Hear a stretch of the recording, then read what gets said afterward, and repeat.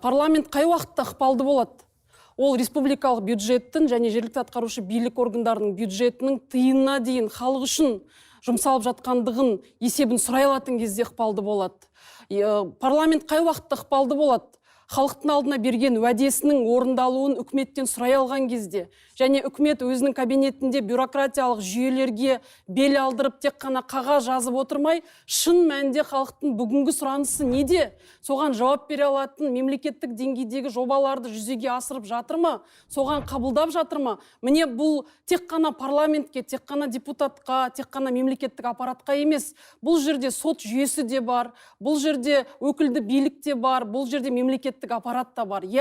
Шын айту керек, 30 жылда бізде көптеген кереғар дүниелер болды ғой, бірақ соған қарамастан, мына қазіргі әділетті Қазақстан дегеніміз мемлекетіміздің астындағы жер байлығын әділетті бөлінуі.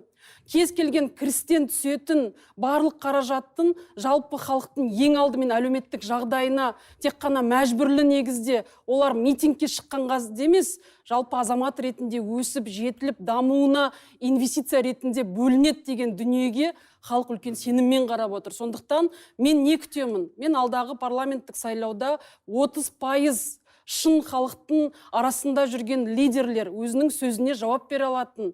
Тек қана популизм емес, әрбір мемлекеттік билікте жұмыс жасап, заңды жазып, бюджеттің тиын тебеніне дейін есептеп, халықтың алдында айта алатын және өзінің сөзін жаңағыдай үкіметтің алдында өткізе алатын жақсы азаматтар келсе, 70% парламентке кіретін партиялар халықтың атынан сөйлейтін және өзінің сайлауалды бағдарламасы тек қана белгілі бір популистік емес, шын мәнінде бүгінгі ауылдағы, өте ауыр жұмыстағы барлық азаматтардың құқықтары мен мүддесіне жауап беретін дүниеге келсек, онда біз әділетті Қазақстан құрамыз. Әділетті Қазақстан менен бүгін сұрады, мерзімі қашан құрылады деді. Өте дұрыс сұрақ.